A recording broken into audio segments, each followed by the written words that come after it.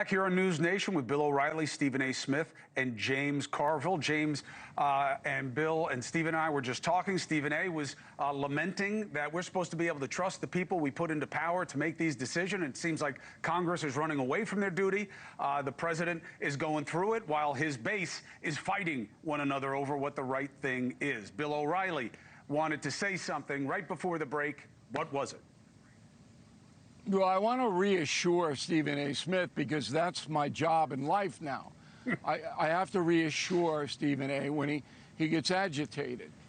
So shortly after the 9/11 attack, Congress passed a resolution allowing the President of the United States to take military action against anyone or any nation that was using terrorism to threaten or harm the United States. That means that President Trump doesn't have to get congressional approval, because Iran is a nexus of terrorism. And everybody knows that with Hamas and Hezbollah. You could litigate it, but the Supreme Court would absolutely side with Trump. So doesn't have to do it, isn't going to do it. We don't know that, by the way. That's an front, opinion, not a fact. All right, go ahead. That is an opinion, but I will bet you many, many dollars, and Stephen will lend me those dollars if it comes to that. Well, I'll just say this. Congress disagreed with you. They finally got the House and the Senate to move against the 2001 and 2002 AUMFs as no longer extant, no longer relevant, and Trump vetoed it. No, it's and they didn't have the votes. I know, because he vetoed it. No, it's still on. Okay, it's still on the books. Right, but I don't think it applies. I don't think it applies. Because he got Soleimani because of Iraq. Soleimani was in Iraq. Soleimani was the general of the Quds Force of Iran. Okay. He was in Iraq, so there was a loophole in the 2002. And the big thing was Congress didn't give a damn. They abdicated power to the president. I think that should end. And they're not going to litigate this either. All right, so on the deal that Obama forged, here was the problem. The United States didn't have inspectors in there at all. And the UN was denied many times access to seeing what happened. All right, so that deal was a fraud. It was bogus. People don't know this, but when Obama signed the deal with the mullahs, and the mullahs were supposed to pull back their nukes, Obama sent a plane, a private plane, under the cloak of darkness, nobody knew about it, with $400 million in cash. In cash. It was a bribe. And then subsequently, $900 million more was transferred by the Obama administration to the mullahs. Mullahs used that money to weaponize Hamas, Hezbollah, and to buy the components needed to build the nuclear weapon, which they started working on in an undisclosed location that Mossad discovered.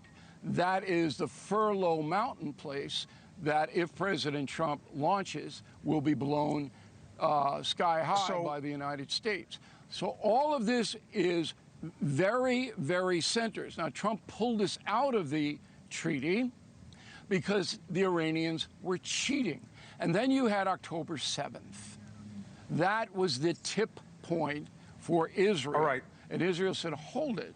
Okay. Let me just give a little bit of a good basis. Let me give a little bit of reporting that we're just getting from Axios, and then let's use it as grist for the mill here. This will confirm a lot of reasonable suspicions. And by the way, Stephen A., I think it's a confidence builder.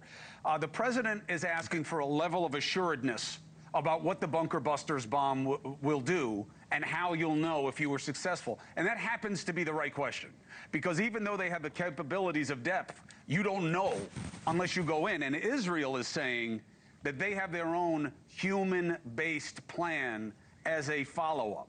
So that's the state of play, which sounds to be reasonable. You can have your problems with that, but that's why they are taking their time and making the decision. James, let me bring you in on this about Bill's reasonable and not unusual criticism of what the Obama deal was, especially with the financing given back to the regime. Okay, we have reputations. We're going to be fact-checked. It was called a Joint Comprehensive Plan of Action. It was negotiated by 7 or 8 different things. It was done in Vienna. It was widely assumed when he pulled out, and I think correctly, that Iran was in compliance. That is in error. There were inspectors in Iran at the time. Now let's talk about the $400 million and $900 million that President Obama sent to Iran. Do we know the story? Of course we know the story. That money was seized in 1979 when the Iranians seized our embassy. It was a negotiated part of the deal that money was being held in escrow in the United States and would be returned.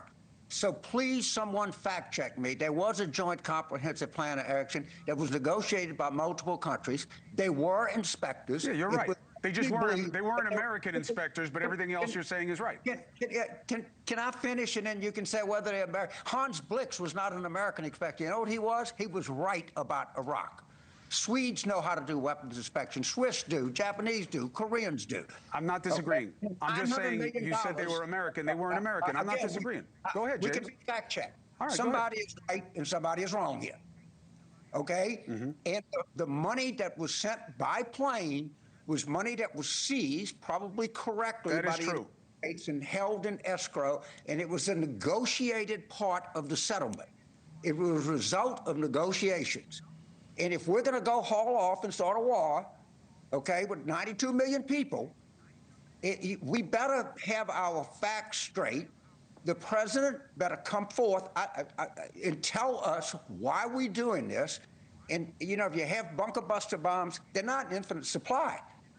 You may need them some other place, too. I don't know all of this. And the Tulsi Gabbard in March said Iran was not close to producing a nuclear weapon. That's our own intelligence service.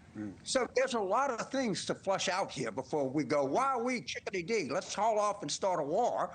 We ought to think about it a little more. Stephen A.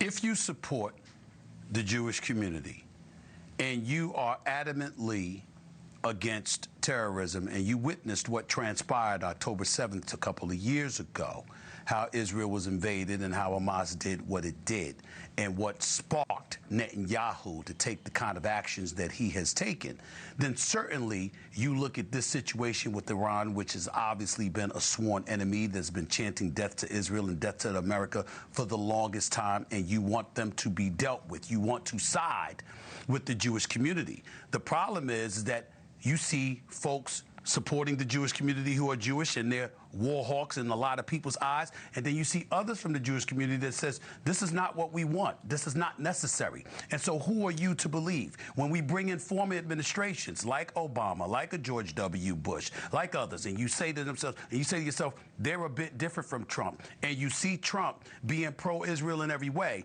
where he's siding with Netanyahu on everything. And Netanyahu is perceived as being an individual that at all costs does not mind obliterating the opposition. It is clear he does not give a damn when it comes to that. He believes that he is absolutely right, and he is rigid. He is immovable in terms of his thinking.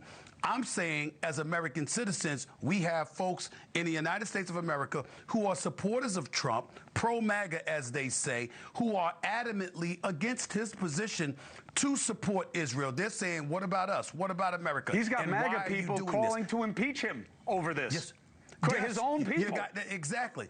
Exactly. So when you look at it from that standpoint, little old me and everybody like me, because I represent about 99% of the American population who don't know the intricacies of politics the way you guys do, we're sitting back and saying, well, you make up your damn mind. We don't have a problem with America being looked out for. We don't have a problem with stepping our foot beyond being nationalists and getting global and having a globalist mentality and supporting our allies. But at what cost? How much money? How many lives lost? Are we making the right decision? And when those questions are still being asked and our own government is divided, we're not talking about left-right being divided here. We're talking about right being divided with right.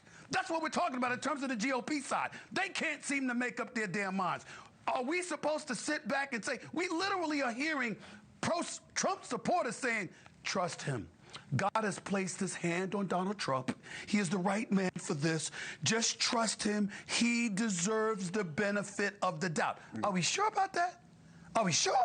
I mean, just think about that here. Then we see Obama giving a speech, what is it, last night or the night before, talking about how we're inching closer to authoritarianism. towards authoritarianism. Yeah. All right, I mean, there's a lot of people who can dispute that when they think about some of the things he did when he was in office in terms of his executive power, whether it's gun control, labor relations, climate control, a host of other things. But we won't go there today. What I'm saying is, I sit here before y'all tonight, a very frustrated individual, because I'm down for whatever is in the best interest of the United States of America. If you're going to tell me we're finite and definitive in what our position should be, who the enemy is, and how we're supposed to address it. But at least be clear about, are you really a nuclear threat? Benjamin Netanyahu can't say the same thing in 2025 that he was saying in 2018, 2015, 2014, 2011, when you got people from the Jewish community pointing out,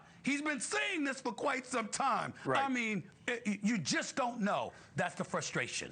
That's the frustration. And yes, he's been saying it a long time. And yes, that clip that they're all sending around of me with him in 2018, I look like my own son, but that's because this job ages you.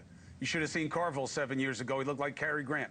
Thank you for watching. Subscribe below and download our NewsNation app right now on your phone, and you will get fact-based, unbiased news for all Americans.